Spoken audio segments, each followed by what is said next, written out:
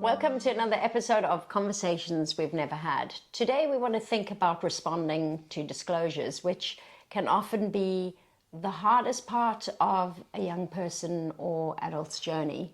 So for myself, I disclosed to my sister, who was quite unbelievable with how she dealt with it. She was incredibly young, but she came to it with love and held the story really well, although she was shocked and devastated. But goodness, when I think back now, and actually when I'm talking about it, it makes me very emotional, because she did beautifully. That obviously it was something in her that she organically could hold on to, and she was beautiful. The ramifications after that were very, very awful, and each different disclosure, because there are many along the journey of disclosures, can be incredibly difficult and incredibly awful. So we wanted to think about practitioners responding to disclosures, and maybe teachers, maybe parents, maybe even friends or siblings. So we wanted to talk more about that. Thank you for sharing that as well. Yeah. I think what we often see a lot in the space is a fear of this topic that's so large, and the fear is understandable, but I think what I want people who are listening to disclosures of sexual abuse to know is that the hardest thing, the worst thing has already happened, but in that moment you can give a child or an adult survivor such a gift by being kind and listening, and we all have that within us.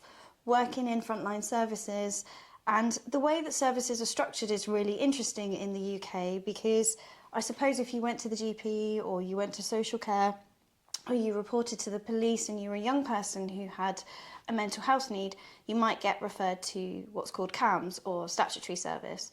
There are also specialist services who are typically charities, and I work within a specialist charity, and what I see so often is practitioners who are so frightened within social care, within the police, within CAMS, within schools.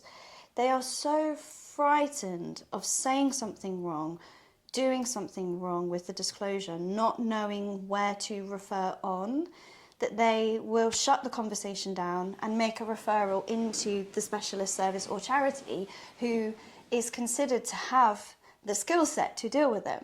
So, of course, we work with trauma every day and respond to it in different ways, and that's a wonderful thing to do, but we all have within us the skill set to listen to a disclosure.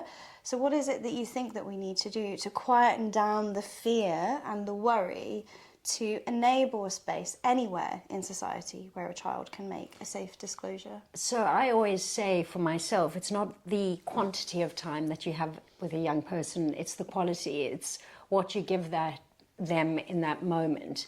And I think that's so important, because often practitioners are so busy, or a GP so busy, and they're thinking about their next patient. And I think what's so important is, what is the quality of time that you're offering? Because if a person discloses to you, there is a level of trust that they are giving you. And in a way, that's a gift, even though they are telling you something incredibly scary for you to maybe hear. But it's about being silent in that moment and giving them space and being kind. And also, I think, just acknowledging how hard it is and saying, I'm so sorry you went through it, can go so far.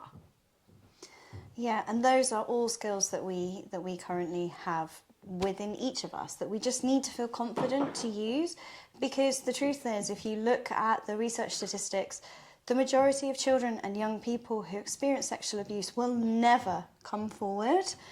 Of all of the support services that we create, criminal justice or therapy services, so few are visible to those services. Every year in the UK, 500,000 children are estimated to experience sexual abuse, and a very small number of them, I think it's about 30,000, are visible to children's social care or the police.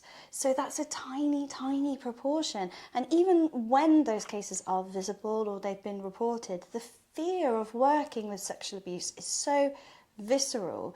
So I think if we can just take a step back from the horror of the experience and see the child first, and just remember that we all have within us kindness, the ability to listen, the ability, as you talked about in our podcast, to keep the kind of horror and shock off of your face, even if you don't know what to do in that moment, is to see that child's disclosure as a gift, because the majority of children do not come forward. I think the most important word you used is kindness. And I think kindness often doesn't get spoken about enough, and it has such a powerful place, because when we are curious about a person and when we sit in kindness, even when we've heard the most difficult things, it will help a young person, an adult, know that they are being believed and they are being respected, because we don't know if they will go through a criminal justice process. It might not go forward. So it's not about the outcome, because the outcome is a long life journey. It's about what can you give a person in that moment. And I think when we think about specialist service, they're specialist because people are working in it. So people become better at listening and hearing about disclosures. But the truth is, specialist service also had a beginning. Yeah, exactly. So a practitioner would have started at a specialist service and they might never have heard a disclosure before, and they become better at holding on to a story, they get better at listening, they get better at hearing. And every person can become a specialist, because all they need to do is listen, be available, hear, offer gentleness and kindness, and be proactive, be curious about what that young person wants, because so much of that young person's voice has been taken away when they have been hurt. It's about going, what do you want in this moment? What can I offer you? How can I help you? I guess it's a sense of serving at an unbelievable level.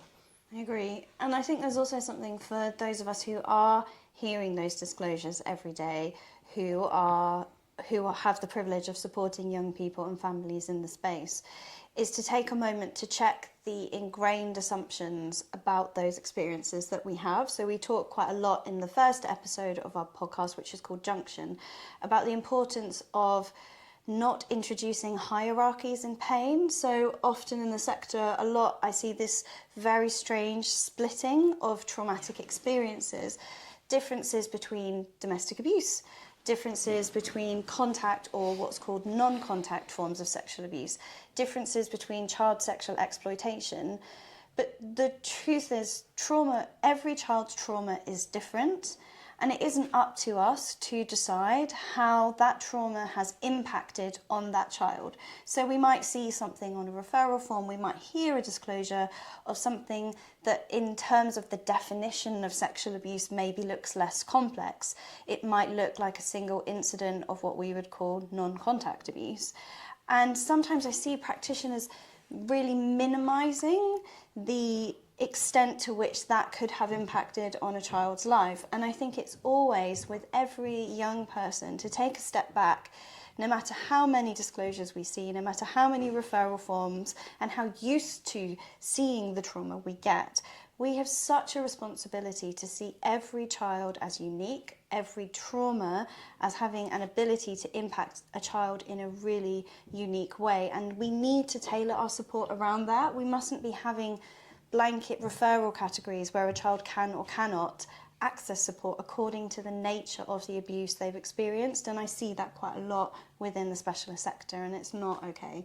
And I think what's really important is this person in front of you is someone's child, someone's daughter. She might be a mother, a grandmother.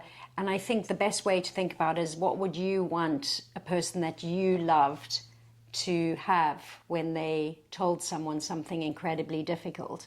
And what we all want for someone we love is to be heard with kindness and with love and with patience, because sometimes people who've been hurt don't have a way of articulating what they've been through. So they might not be able to tell the full story, and things will be broken and muddled up and confusing for them.